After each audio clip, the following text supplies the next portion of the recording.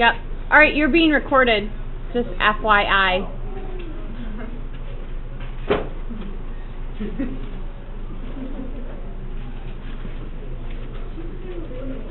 Yeah. That way, if you get home and you can't remember what we talked about, or you're, that happens sometimes, right? I'll try to pop this on Moodle in, third hour, fourth hour, and then you can have this to refer to. I'll do one maybe with a numerical value, and then one with an equation, like the next group.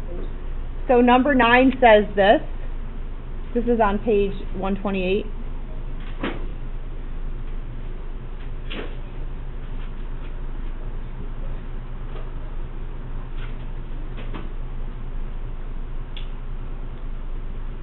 Okay, so these are your two functions, f and g, and then you are asked to do two things. F of g of 3. What this really means, I'm going to just draw an arrow down. I do not prefer this notation. This really just means f of g of 3. Same thing.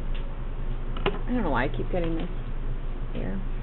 Alright, and then the next one that says g of f of negative 2, that's really just this.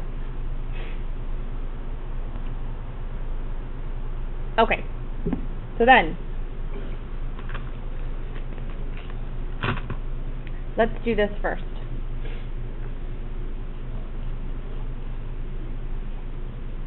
What this means is I'm going to first evaluate g of 3, and then I'm going to take that output and put it in here. What is g of 3? 4. Now I'm going to find f of 4, which is 2 times 4 minus 3, which is 5. Alright, so g along with f of negative 2, that means g of f of negative 2, means I'm going to do this first. So we're going to put it in for f. What happens if I put negative 2 in for x here? What do I get? Negative 7? Seen that? If I did f of negative 2, if I put negative 2 in for x, 2 times negative 2 minus 3, that's negative 7, agreed? So then I'm going to do g of negative 7. Negative 7 plus 1 is negative 6.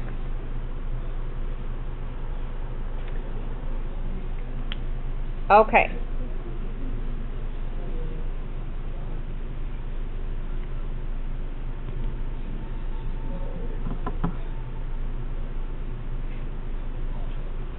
So from the next group, 11 through 14, over the last 2 days you were assigned all of those.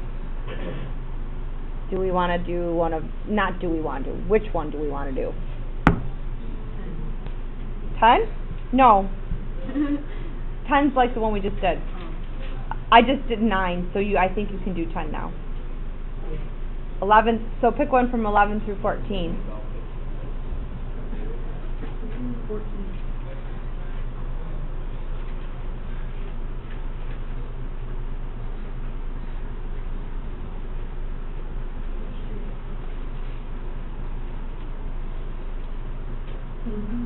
Okay?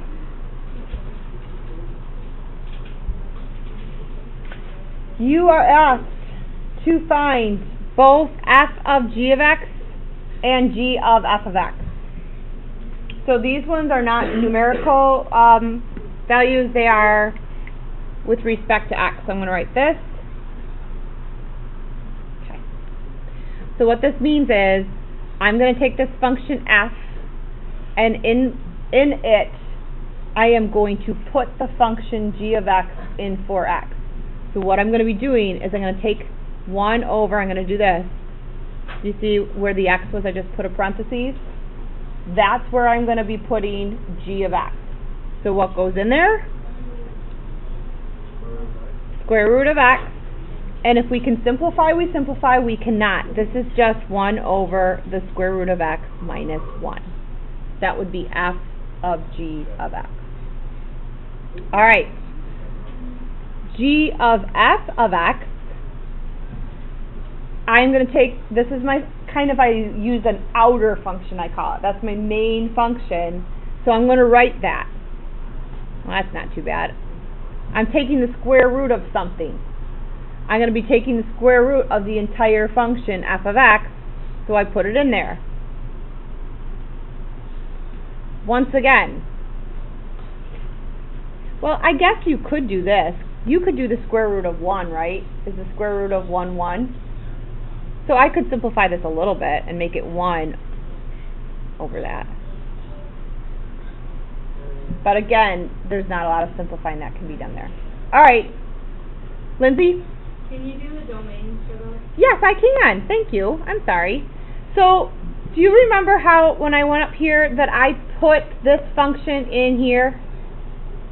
Yeah. So, what I have to do then is make sure that the domain here is intact. So, the domain here was real numbers greater than or equal to 0. So, that would be the new domain. And then we have to look at it, oh, wait a second. Then we have to look in here. There's also one more thing that would make this a problem, because now there's a fraction. 1. So we're going to say it's got to be real numbers greater than or equal to 0, but it cannot be 1. Agreed? You can write that as, inequalities, but if I wrote this in interval notation, it would be this. 0 to 1, and then 1 to infinity.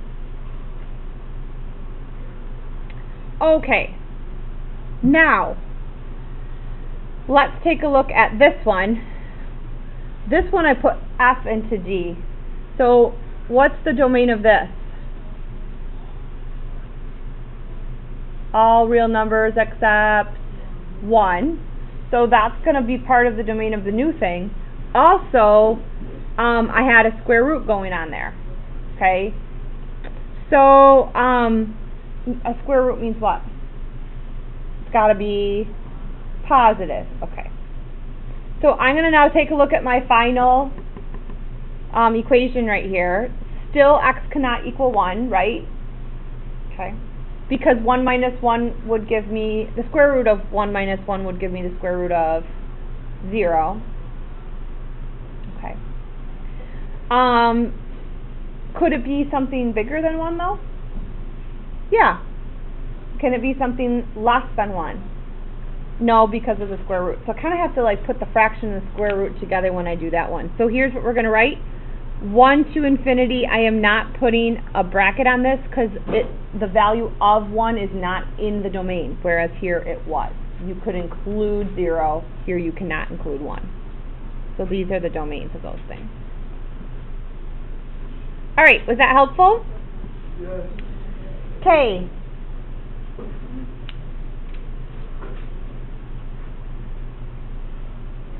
And I'm going to, the decomposing ones I'm going to let you struggle with. I can do one example like that though, just a random. Alright.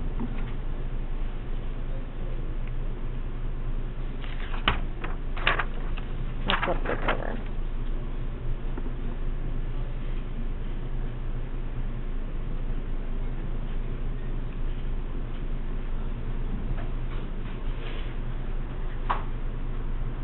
Alright, so if I said let h of x equal f of g of x, and then